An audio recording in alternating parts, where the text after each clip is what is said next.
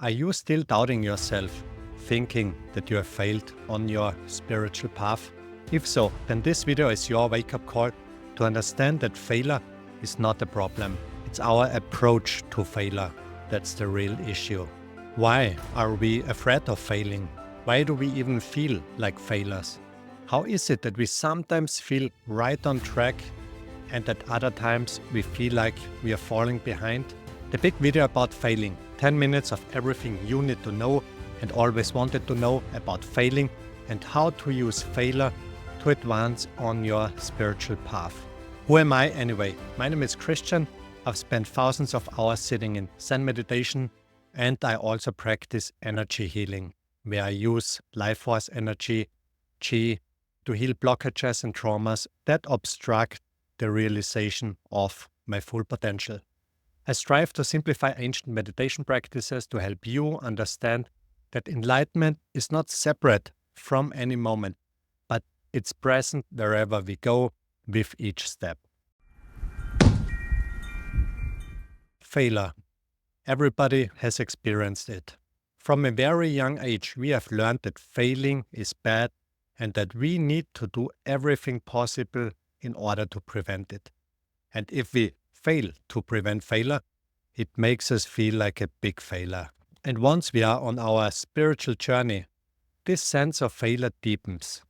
We feel like failing whenever we fall short of an imagined ideal scenario in our minds. So when reality doesn't meet our expectations, we tend to blame ourselves, leaving us feeling ashamed, guilty, and disheartened. Oftentimes, we can't own our failures and we point the fingers at others, blaming them for various situations in our lives. But this is a topic for another time. This time, let's only focus on our perceived sense of failing on our spiritual paths. I mean, who doesn't know this feeling? There are times when we feel connected to our true nature, where our lived experience reflects harmony and balance. And our thoughts, feelings, and actions seem like one unified movement, our lives flowing effortlessly from moment to moment. And then there are times when we feel the exact opposite. No matter how hard we try or how much effort we put into our spiritual practice, things always seem to go sideways. We seem to have lost a connection to a higher spiritual dimension in our lives, which leaves us disheartened and leads us to doubt our lives, our spiritual practice, and our self-worth. Then we feel a significant gap between how we desire our lives to be and how it actually is. And instead of being at ease with everything that appears in our lives, we use anything that doesn't match our expectations as a sign that we have failed. We become impatient, angry with ourselves, lost in negative self-talk. We lose our motivation and we start thinking that we are not as far along the spiritual journey as we would like to be. So condemning ourselves is not a solution. Becoming disheartened doesn't really help us on our spiritual paths. We need to recognize that failing is just a reminder. It's a reminder that we have strayed from our paths and that we need to reorient our attention. For example, if you set out to do meditation solely by focusing on your breath, you will notice that your focus gets interrupted by thoughts and feelings which are unrelated to your breathing, which is your object of meditation. Now, you can either feel bad about it, since you have failed the main objective of maintaining awareness on your breath, or you can simply see it as a wake-up call to refocus your attention onto your breath. You can see it as an opportunity to refocus on the object of meditation. It's like doing a repetition in a gym. With each repetition, we get stronger. Each repetition will increase your awareness as you shift your attention from something that binds you, like the sense of failure, to something higher that you aspire to focus on. You will become more aware of how your mind works, how it tries to keep you bound to the lower realms of your being, and you will also learn how to free yourself from these lower realms and rise above. Therefore, whenever you encounter this sense of failure, it's wise to use it as an opportunity to wake up again. Whenever you feel discouraged, disheartened, or like you are falling behind, just use it to your advantage. Because these occasions do not only bring us back right into the present moment, but they will also show us where we lack insight.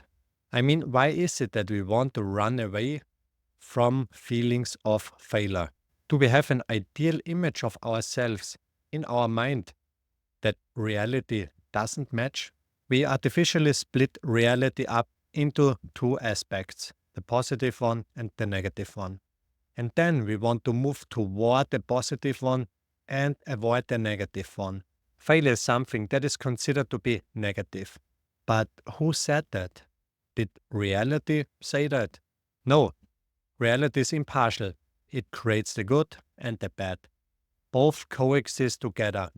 Only we attach to one aspect and dismiss the other aspect. We try to impose our ideas on reality, but it doesn't work. Reality will always win. So instead of trying to avoid the negative aspects in our lives, like the feeling of being a failure, we can shift our orientation towards them. We don't need to push anything away from us. We simply accept reality just as it is. And if it shows up as a feeling of failure, we can accept that too. We don't need to force it to be something else. We just accept it as it is. And how do we do that? So in Zen, there is a saying that obstacles don't block the path, they become the path. So when we want to be aware of our true nature, we have to see reality just as it is and not how we want it to be. So why would we dismiss so-called negative feelings, such as the feeling of failure? If we dare to pause, observe it, and become really curious about it, another dimension within us will start to open up. Instead of getting stuck in a battle between what is and what we would like to observe, we just see it in its totality and purity. We just welcome it with open arms, and thereby we transform it. We will come to recognize that this feeling of failure is not something to be avoided, but to be recognized and embraced, and it will become our path. And whenever we walk the path of reality, we open ourselves up to greater wisdom and greater compassion. The path is not easy, but it's also not difficult. It's just what's in front of your eyes, waiting to be recognized and walked upon. Therefore, turn your obstacles into your path. Whenever you feel like failing again, just fail fully, become the failure. Only then will you develop the capacity to be aloof, not to be bound by either the good or the bad aspects of life. And only then will you become completely free, unattached from gain or loss, free from all obstructions. I hope this was helpful. If you want to learn more, please check out the link in the description and subscribe to my free newsletter. I wish you all the best, your friend of the way. Bye.